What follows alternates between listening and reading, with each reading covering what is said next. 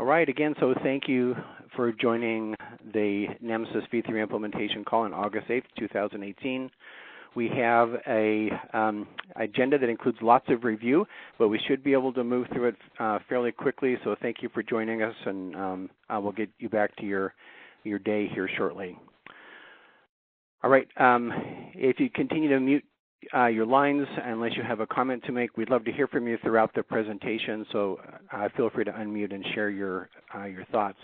Let's go ahead and walk down through the agenda. Most of the agenda has to do with our meeting that's coming up in 2 weeks on August 20th and 21st, actually a week and a half. Really excited to have you come. We will have the largest participation group that we've ever had before, 50 plus. Which is great. We'll always try to hold it to this number just because I think we want this to be a working meeting where we make great progress and plan strategies for the upcoming year. So we want to perhaps not let it get too large. But in regards to agenda item number 1, we are closing the meeting registration by the end of business today. So if you're still finalizing some plans to attend, if you could try to get that accomplished today, that would be great. We called the hotel this morning. There is one remaining room at $150 a night, and there's one suite left, a single bed suite at $201.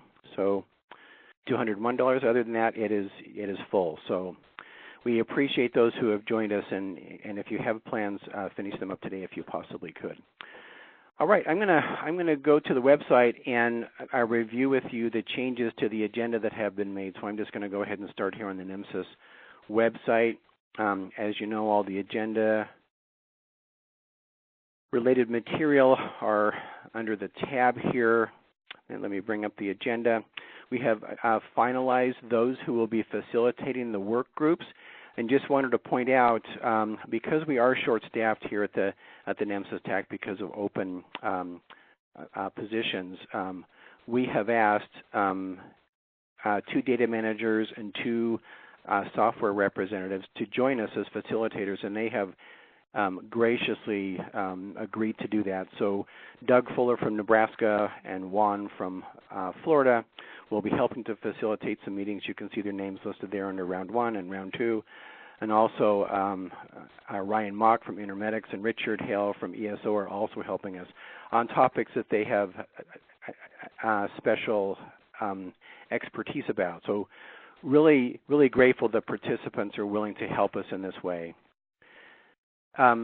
Take one quick look at each of the breakout sessions. If you're attending the meeting, please take a quick look at the breakout sessions under the morning session, and then also the afternoon session. Later on in the call, we're going to be talking about how you'll be choosing before you attend which meeting or which of those breakouts you'd most like to attend, and then putting the others in a priority so that we can make sure that we have kind of a balanced reputation or representation across all the breakout sessions.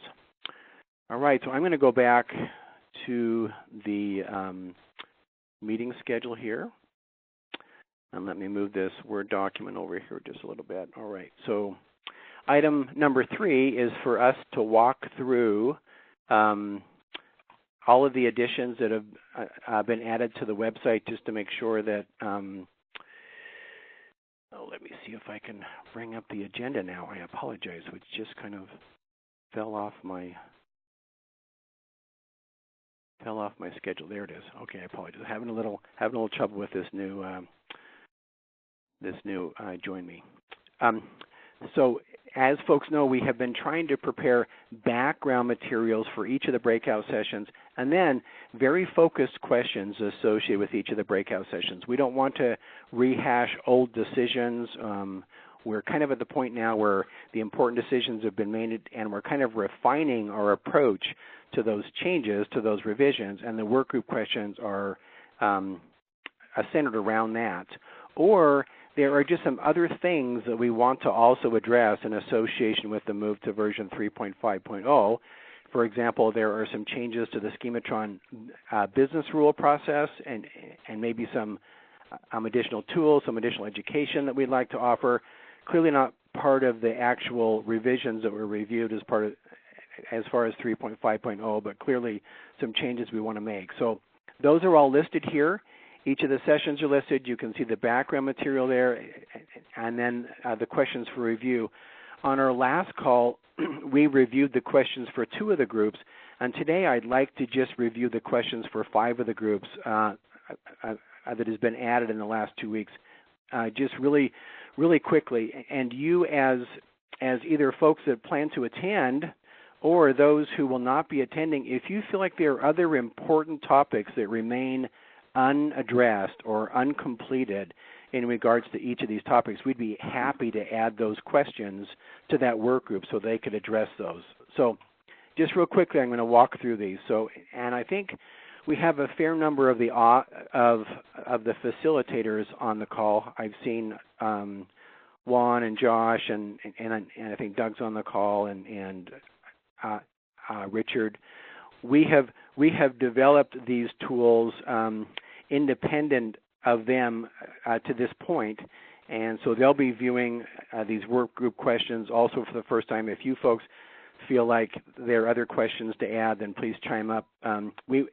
Or if you want to, if there's some different direction you as a facilitator wish to go, just let us know, and we will work with you over the phone to make those changes. So let's begin with the new generation schematron business rules. So this work group is based on a schematron assessment that Josh Legler completed earlier in the year.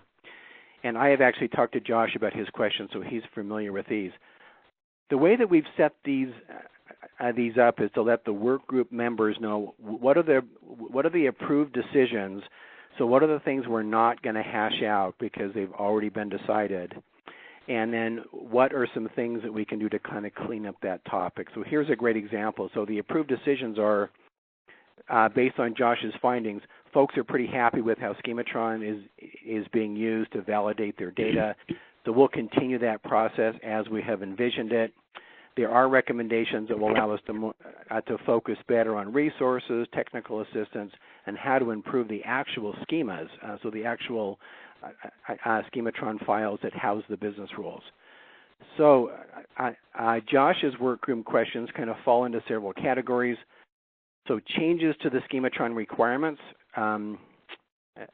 Josh has indicated there's a strong preference to have NEMSIS compliance include the ability for receive and process systems to generate a schematron schema.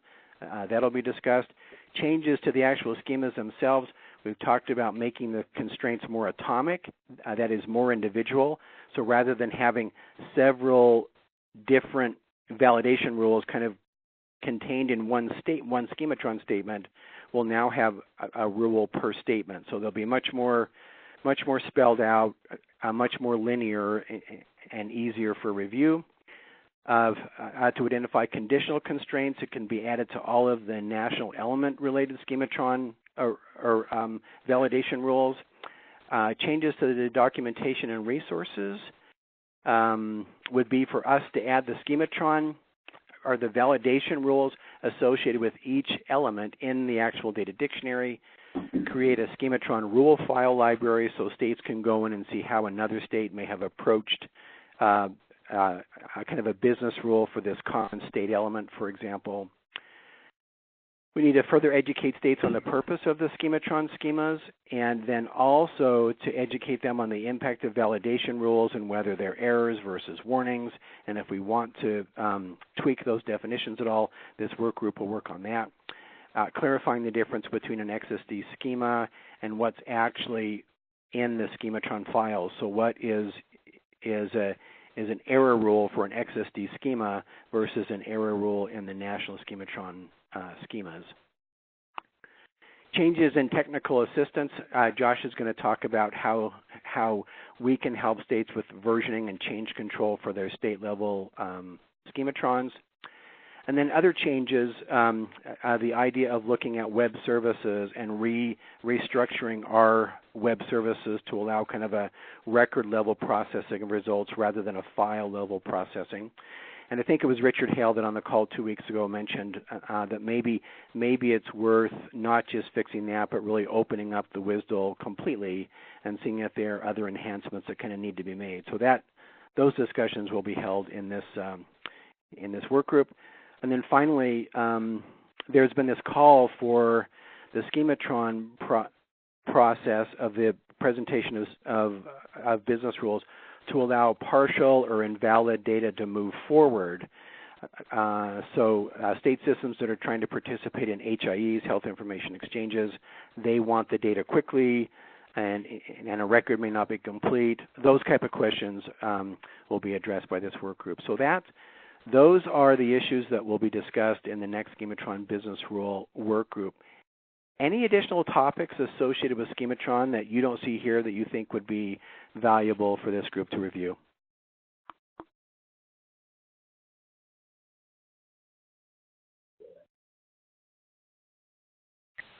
Hey Clay, this is Dan. So are you saying there's an entire new work group that's going to form to discuss these, or are you more just talking about this breakout session? Right, yeah, good question, Dan. Yeah, so these are breakout sessions. Really, I don't, and the Schematron was one is a little bit different because it really doesn't have to do with a change to the formal standard. But really, this is just a work group who will address these issues. If there's strategy that they can provide to help us move forward on these topics, we'd love to hear from this group in that regard. But, for example, we're not expecting this group to reopen the WSDL and begin to review it, right? So this work group will not be like a formal work group that moves forward over time. This is just a group to help us with strategy to make sure that we understand what's the best approach to each of these issues. Does that help, Dan? Yeah, so I just clarify, when you keep saying group, you're just talking about the people that are going to attend this breakout session. Right. Yep. Sounds good. This work group. Yep. Okay, good. Yeah, so these breakout sessions. So these are work groups who are just the members of these breakout sessions. Yeah, thanks, Dan, for that clarification. Okay. All right, one down. Let's go to reducing the impact of new elements. All right, so this work group is, let's see, I'm blocking on who is leading this group. Oh, this is Juan. So this is Juan's group. I will be talking to Juan later this week about his work group questions and his background material, making sure that these will meet his needs. But some of the work group questions that we've put together, and let's review them together and make sure that we aren't missing questions that folks feel like would be important for this group to address. So the approved decisions are that we now have a version 3.5 timeline, and that we will be moving forward with a 3.5.0 revision. So the questions are, how can we really reduce the impact to our states and to our providers in regards to this new revision? So the questions are, for example, what products could be provided to aid in the acceptance and uptake of the new standard? What products could be developed for distribution to agencies within a state that would facilitate their migration and the ease of implementation? What product could be developed to help states with the new version setup at the state level? And what information could be provided to states and agencies that would help them explain the revision, justify the cost associated with the revision, those type of things.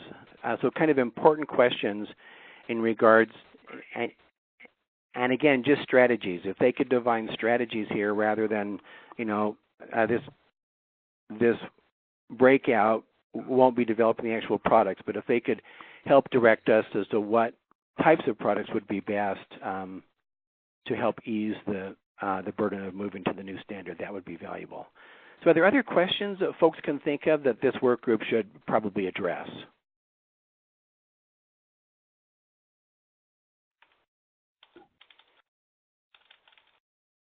Okay, all right. Thank you.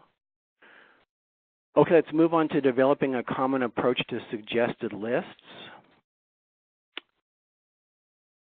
All right, and that group is being led by Ryan. And again, I'll be talking to Ryan just to make sure that he agrees with these questions later this week to make sure that we can get them all kind of finished up. The approved decisions associated with the suggested lists is we did have a work group and we did vote on the decisions of that work group, so there will be 9 elements that will retain a code pattern for values rather than having a suggested list.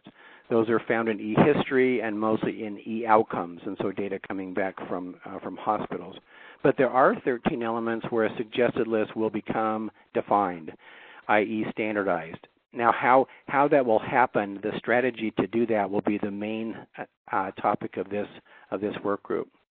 Defined lists will be maintained to support traditional services offered by EMTs and paramedics, and so again, our defined list will focus on NEMSIS' primary mission, that is to provide a medical record for traditional services offered by EMS. Air medical, critical care transports, interfacility transports, we certainly want to support them, but I'm not sure. Our suggested lists now are built to support traditional services offered by EMS. So the questions, the work group questions would be, for example, choose a process to enforce standardized valued lists. We've talked about a number of different ideas, including encoding the list in XSDs. We've pretty much considered that to be too inflexible and would make it very difficult for us to modify the lists moving forward. We'd like to keep them somewhat dynamic, and if they're actually in the XSDs, we'd have to have a major revision every time. So are there other approaches, including using validation rules, producing a recode standard so that when it's collected, it could be collected however the local product wishes to, and then it could roll up to a standard. Did someone have a question? Okay. Next question is, how do we support specialty care? So again, how do we want to deal with the fact that the NEMSIS standard is also incredibly valuable for critical care, for example, air medical and things like that? How can we support these lists for those specialty care? And we talked about having some type of a custom approach, values or buckets that these could be put into. We really need this group to kind of think of some strategies that would help us with that. And then how do we keep the lists current, right? So we want these to be dynamic so that as new medications or procedures, or if we find new codes that are more applicable or are more descriptive, we'd like to be able to open up these lists on a more often time period than like every 5 years, for example. So some discussion around the idea of keeping the list current. Any other questions that this work group should address regarding moving our suggested list to a more defined, standardized lists?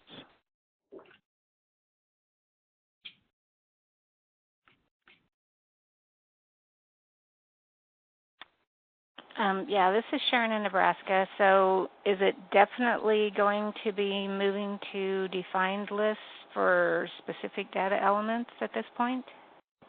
Yes, there will be 13 elements where the suggested lists will become what you said, defined or standardized in the software products. Okay, thanks. You bet, Sharon. Other questions?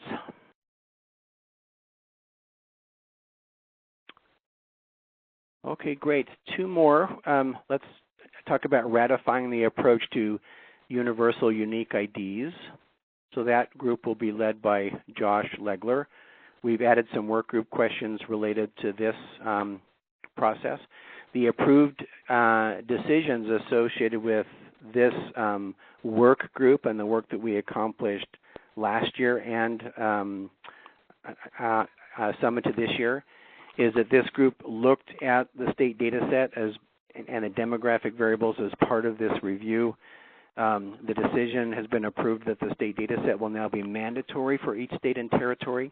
So the state data set that many of you have completed with us and we've posted on the website for your field level products to access, and has your facility list and your agencies list, all those things, that will become a mandatory part of 3.5.0. If that's done, what we can do that will, again, simplify our product for our users, and that's really the main purpose for 3.5, is that we would be able to remove 5 demographic data points and 1 EMS data point, and you can look at the background material for those exact elements. But those elements are found in the state data set, and they're related to state-level protocols or lists or medications and procedures defined by the state. So those could be completed just once by the state in the state data set, and it's done, right? And then the states can just keep those state data sets up to date. So those elements can actually be removed from our products, and so that will, again, simplify the product for our users. And now back to the idea of a universal unique ID, we have defined a standard associated for how they will be generated and the means by which they'll be expressed, and you can find that in the background materials as well. So really the remaining questions that Josh wants to address is this question we've been bouncing back and forth about including UUIDs. Their implementation could either follow option A, where they become additional attributes to elements and there's no changes to the correlation ID. And then option B is this idea that they could replace the correlation ID. Their purposes are slightly different, but they could be used in that way. So we'll try to finish up the discussions and the strategy moving forward on that option. Josh will be discussing that. And then also Josh also wants to make sure that we know exactly what issues are not addressed by this recommendation to make sure that both states and software products recognize what type of situations will still exist even after kind of implementation of this process. So this will be important to hammer out, make sure that it's well understood, and we'll be developing some very kind of user-friendly products to help you understand what a UUID will allow you to do and what it will not allow you to do. And then finally, his final question is if there's anything else that we want to add to the state data set or remove. I doubt we'd want to remove anything, but if there's any changes to the state data set structure, this group will be discussing that topic as well. So any lingering questions associated with our approach to a universal unique ID or to the state data set that you think should be added to this list for the work group to address?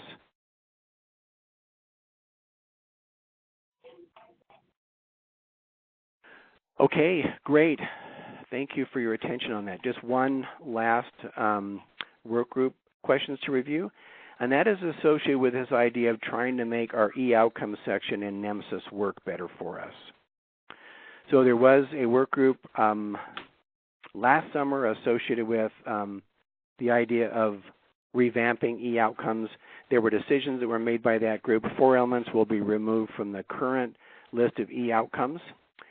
E-outcomes will not include any clinical data that would that an individual state or HIE may want to collect, and so clearly there will be cardiac arrest registries going into HIEs. There will be stroke registries and other things who will want to collect certain clinical data. For the e-outcome section, the decision was made to just kind of keep that associated with all EMS runs and the basic information that we want at our agency state and at the national level regarding all runs. And then all folks who wish to participate in CARES or other types of registries, those will be special builds. All right, and then we want to ensure that there's a standard implementation or tool or implementation guide that can be developed. We've tried to do that through HL7. That has not been successful. So the work the work group questions for this group are there types of implementation guides and tools that could be developed for our EMS software vendors that could provide a standard approach and ease the ability for hospital data to flow back into our EMS records? And is that a CMS approved approach using elements that are contained in the patient discharge summary, for example, that's approved by CMS? This group will be discussing those type of questions. Should we rethink the structure of e-outcomes to better support data exchange? Is there something about our NEMSIS-based XML structure that makes it difficult for the exchange of data with Cerner or other electronic medical records or other electronic healthcare records? Is there a change that needs to be made? They'll be discussing the strategy associated with that question. And then how should we deal with these external registries that will also want to include data that's coming back from a hospital or from an HIE associated with a pre-hospital care event? So again, that will be a question that will be addressed by this work group. Richard Hale is going to lead this work group. He hasn't had a chance to review these work group questions. I'll be talking to him this week to make sure that these are appropriate or if others should be added. But I'll call the question now. Do others see other questions here that they would like this work group to address that aren't listed here?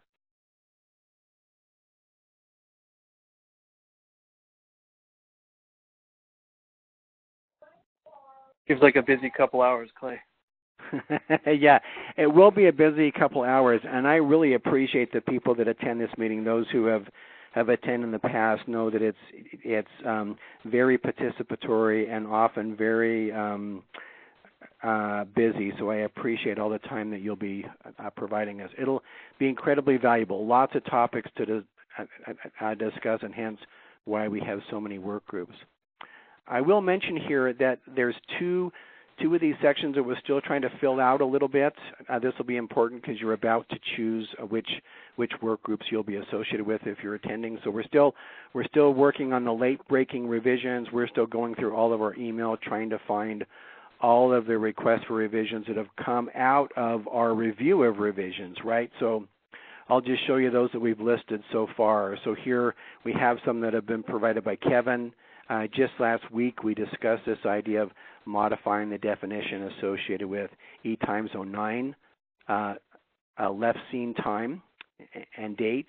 There's a number of requests that are listed here that have been provided by Chip, and so those are here. We have probably 10 more to add, but feel free to go through these to get an idea of what will be the additional late-breaking revisions that will be discussed by this group. Now, how will this group work? Really, this group will be to just review these requests, give them kind of a quick face validity test. Is this really important? Is this really something that we want to try to do with this review, or is there something clearly that we need to include? So kind of the same thing we did before, agile versus defer to later versus decline. So they'll kind of be categorizing each of the requests into those three categories. Excuse me. We'll all get a chance to review their decisions and to go through all of those late-breaking requests in the future, but we wanted to get an initial read on those. Then the other one that isn't quite filled out is finalizing the revisions for e-disposition 12. I'll be leading this group. One of the reasons why this isn't flushed out yet is because really a lot of great work went into this discussion with lots of detail associated with how the change would be made, what's deprecated, what's added, and I'm now going through just pages and pages of narrative to see if there were any left questions that still need to be reviewed. I've got a couple that I want to run by Chip, and so I'll do that in the next couple of days. We'll get these filled out by the end of the week for sure, for the late-breaking review and for the final revisions of e-disposition 12. So I mention that because all of the member folks who will be attending our meeting will get an email. See if I can bring it up.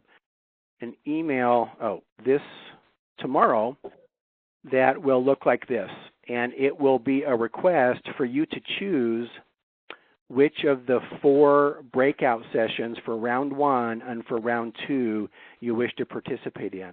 And we're going to ask you to prioritize those from 1 to 4, kind of listing which is your first choice is number 1 and your last choice is 4. So for each of these, you'll go through and you'll put in a number. If you try to put in the same number, it won't let you. You have to have unique numbers. Once that's done, and you provide just a little bit of information about yourself, you just hit done. We'll take these requests and we'll make sure that we have an even distribution across all of the work groups for the 2 rounds, and that we have adequate expertise in each of the groups. So you may, hopefully everyone will get their first choice. If folks are loading up on certain topics, we may move you to your second choice or your third choice, but we'll make sure that we have good representation across the work groups. So look forward to receiving that email tomorrow and filling out this request. Any questions related to either the work groups or the process at the meeting or choosing your work groups?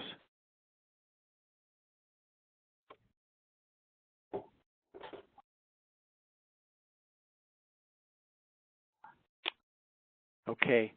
The only other caveat I might add is if once you receive this survey, if you would fill it out as quickly as possible, that would be helpful for us. We'd like to be able to send out the actual people who will be attending which of the sessions by the middle of next week, so they'll have plenty of time to review the specific background materials and questions that will be reviewed during their time together in Deer Valley. So if you'd fill it out as soon as possible, that would be helpful. All right, so that brings us to the end of our agenda, mostly associated with our meeting that we're really excited about participating in and having so many great folks come and attend. You can see that we're going to go ahead and cancel the next V3 implementation call. It would be the day after the meeting, as we feel like we'll get lots of good work there. So our next meeting will be September 12th.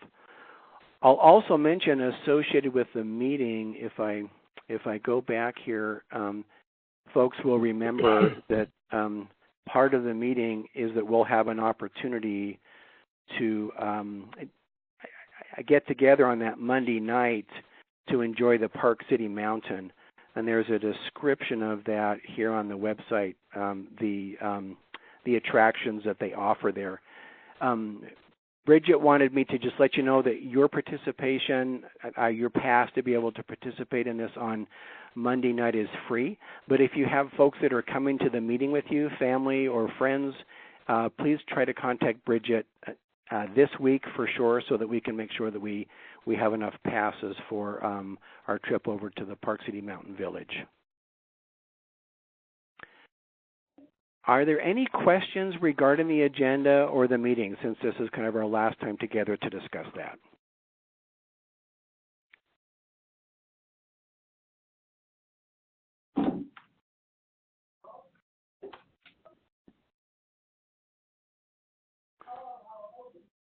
All right. Are there any other issues that folks would like to bring up on this call before we end the call?